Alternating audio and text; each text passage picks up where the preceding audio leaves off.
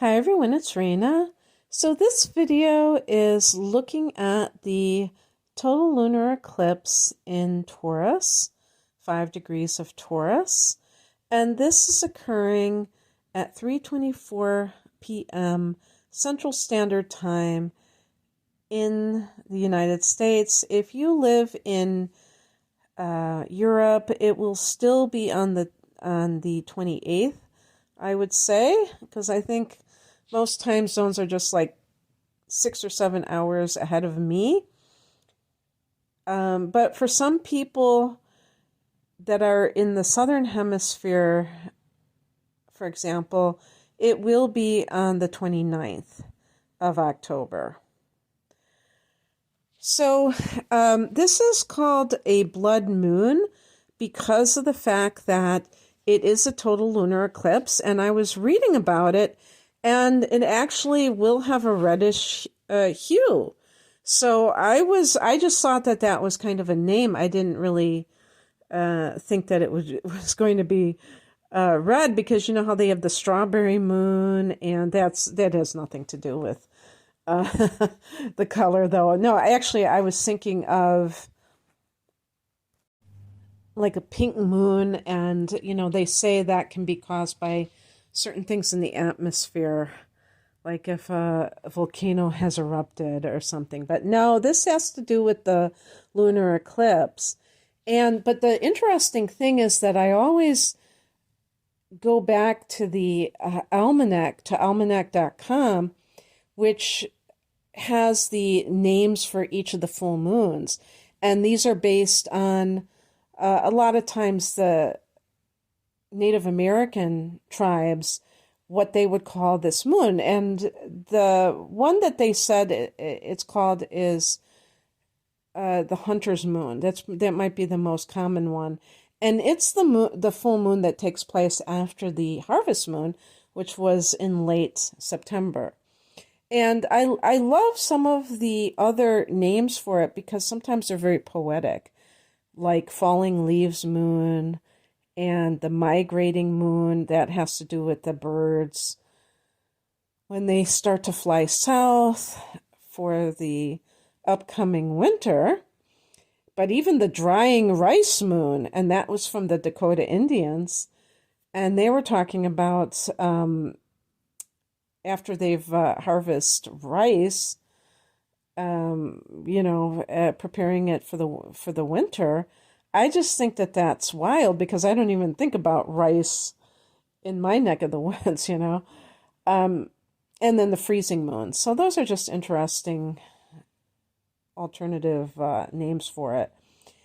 And they even said that it could be called the blood moon because it's the hunter's moon, because of the blood from the hunting, which is like, oh gosh.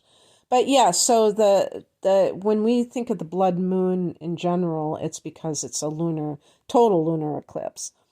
Now this is going to be at 5 degrees of Taurus, and this is the last eclipse in the pair of eclipses between Taurus and Scorpio. Taurus and Scorpio, what they have in common is that they both represent houses that have a connection with money. The second house of Taurus is connected to one's earned income and possessions, and the eighth house is connected to shared possessions, debts, loans, other people's money. So at the time of any full moon or lunar eclipse, there is an opposition between the sun and the moon. So an opposition to me is like a seesaw. It's like, and we can also say the dark and the light, or the bipolarity of something.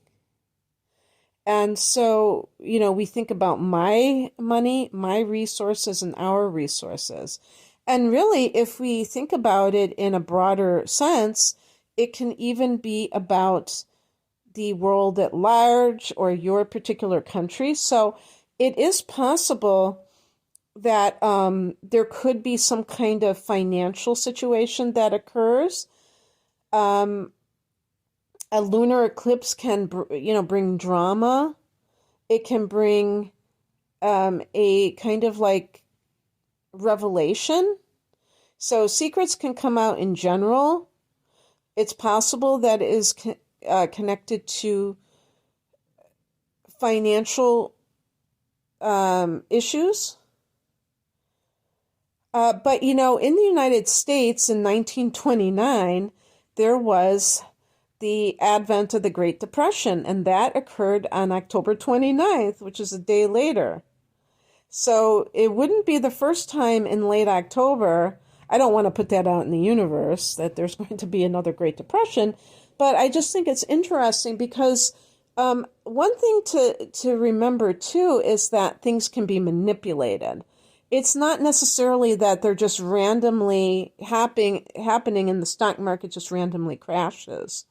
It could be that people who can pull the strings and can manipulate the markets, who have that insider access, they can, crash things from within, and then they can buy up everything and, make a killing from it. And this is not the first time, this has happened many times where it just so happens that certain people, maybe the usual suspects, they always know when to buy and sell. Isn't that special? So in any case, the reason I'm saying this is because a deliberately crashed stock market could be seen as an act of terrorism. Anything that creates mass panic, a lot of fear, is something that could be used by people who want to dominate others, who want to dominate the resources. So it's really important, because of the heightened energy and the fact that we're in Scorpio season as this happens, to practice as much neutrality as you can. I mean, I'm not saying that if you have investments and you feel like they're in danger, I'm not saying you just sit there like a bump on a log, but you know what I mean. Not to lose your head, not to get too panic-stricken and then you do something on the spur of the moment. Speaking of doing something, at this time, the Sun and Mars will be in conjunction, both in Scorpio. And actually, Scorpio is a sign that is co-ruled by Mars. A lot of people associate Pluto with Scorpio, but Mars is the co-ruler. And the Scorpio people that I've met in my life don't seem like Aries people in the sense that they're not as hot-headed. They're more like simmering beneath the surface. But Scorpio is a fixed sign, so that's why I think the simmer can occur. But when you have this kind of a conjunction, it can really heighten that response because it's concentrating that. It's like these two planets are joining forces to produce this very Martian energy that could be like we're in Aries season, where it's very volatile, where there's things, maybe people get very impatient, they get very hot-headed, and actually the moon is opposing Mars. The one saving grace is that the moon is in Taurus, which is an earth sign, so it's not like the volcanic variety, although I will say this is the one, if you want to say concerning thing, is that Taurus is, as a fixed sign, it is kind of volcanic in the stage before the eruption, where it's kind of like, about to give, and then you just have like this little match that's thrown, and then all of a sudden it's dynamite, right? So the thing is that this could be something that has been happening for a long time, where people feel a certain sense of that they're being prodded with a stick. And then, they even say that about people who are born under Taurus, is that they tend to be very patient and chill. But then, it's like the bull. You wave that cape or, one time too many, and the bull starts to charge. So, with the moon opposing Mars, that sense of not only just that the emotional emotions erupting, but with an opposition, they have this target. It's like, you're making me do this. It's not about me. You're doing this. So understanding that sometimes people are being provoked. But nobody can truly be provoked unless they take the bait, unless they actually get upset and then they act on that anger. So you still have the choice about how you're going to approach things. I feel like news may be fast and furious. We have Mercury in conjunction with Mars, and Mercury in Scorpio. Mars and Scorpio are very, cutting to the quick. People say that Mercury in Sagittarius is very honest, like blunt. And that could be true. But Sagittarius might be saying a whole bunch of nothing. I have Mercury in Sagittarius. I've certainly gotten accused of that. Before they get to the point where Scorpio, it's just like a surgeon and their scalpel. That's how cutting it can be. So it may be harsh truths that come out like bam, because almost like the blood moon is symbolizing a lot of harsh truths that need to be kind of thrown in people's faces so that they will fully understand of the evil that they are encountering if they have been in denial over it. And I thought there was another conjunction. Well, I already said the Sun and Mars.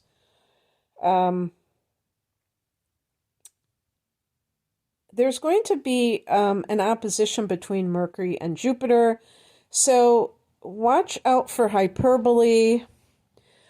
Watch out for, because when people exaggerate,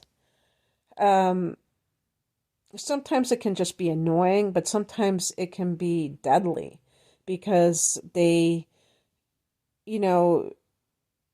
make something out to be more than it is, and that incites other people, and then, they're off to the races. Obviously, we can't control other people. All we can do is control ourselves. And I have been noticing more and more, even somebody like me who questions all these things, when I'm on Twitter, now known as X, and even people that I'm following, I can see how they're trying to rile me up, and I'm like, this is not a good situation, because I'm not going to allow anybody to rile me up. I don't feel like that's helpful. Not to say that we never can get upset about anything we see or read, but you know what I mean. And so, really kind of examine that and don't just be reactive, because a lot of people are, and they fall into that trap. Luckily, there will be a conjunction between the moon and Jupiter. Jupiter will be at 11 degrees on this day, and as I stated, the lunar eclipse is at 5 Taurus. But what I find very interesting is that when Jupiter is still retrograding until the end of December. And what I noticed is that Jupiter, when it turns direct on December 30th, it will turn direct at 5 degrees of Taurus. So I believe that there is going to be some kind of blessing that occurs right now that will have maybe even a financial blessing for us eventually. So that's another reason not to panic if there's anything in the news about the financial markets, because it could be righted, and who knows, we could turn out to benefit from it. But obviously, I'm not giving financial advice at all whatsoever, because I have no idea how that's going to pan out. And I don't know if I've listened to maybe one other astrologer talk about the lunar eclipse in Taurus. I don't really like to do that before I do my recordings, but sometimes I don't put out mine until later. And so I don't remember what they said specifically about these things. But, we also have Venus in Virgo, a fellow earth sign. So that is actually, all these signs to me, with the Scorpio energy as well, and Jupiter, Uranus is in Taurus. These are all a lot of these are in feminine signs. And so I feel that they are really connected to money matters in a lot of cases, because they are close to the earth. Water is part of the earth, and so is earth. So those two elements, to me, are really good with money. If you know any earth signs, or you are one, or a water sign, there is a good chance that you have an instinctual ability to handle money very astutely. But that doesn't mean that fire signs and air signs can't make loads of money. It's just about your relationship with money. I just feel that the water and the earth signs are particularly able to do that because of that material connection. And so I feel that this could be part of that story. I mean, we have Saturn that is going to be turning direct in early November at 0 degrees of Pisces. The last sign, this is Saturn's final sign before the end of that particular cycle. That was like a 30-year cycle.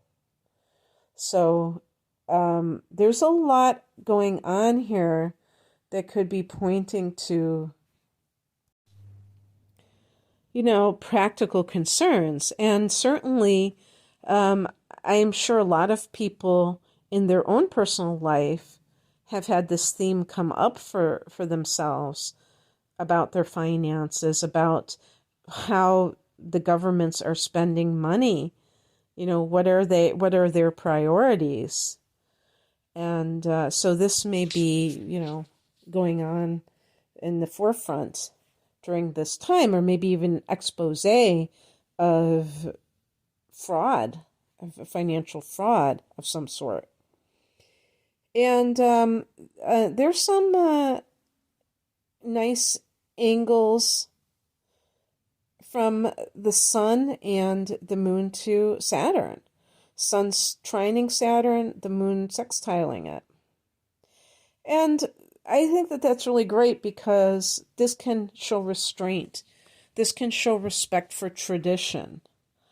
And that's not to say that tradition is always correct. We've had some very shameful traditions that we finally have gotten rid of, but that existed for many years. But the point is that when people are in the midst of change, sometimes it's very chaotic.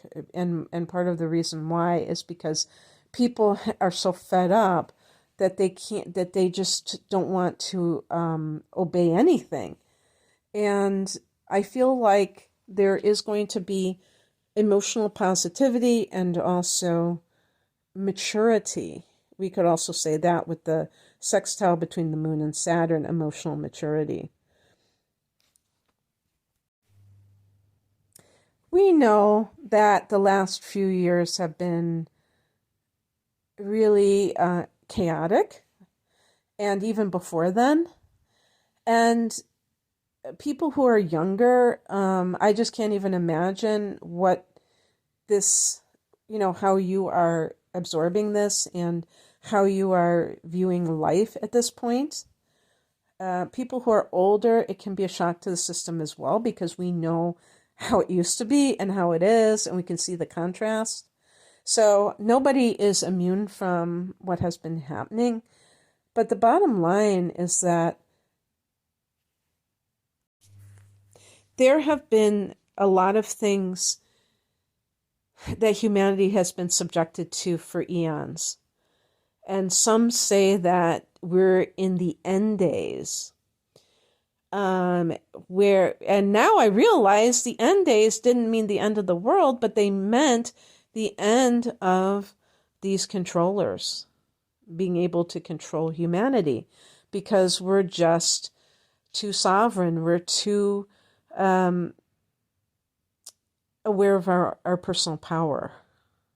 Not everyone, and not to the same degree, obviously. But if we can hold that as something that is going to lead us to more and more freedom, I think that we can look at these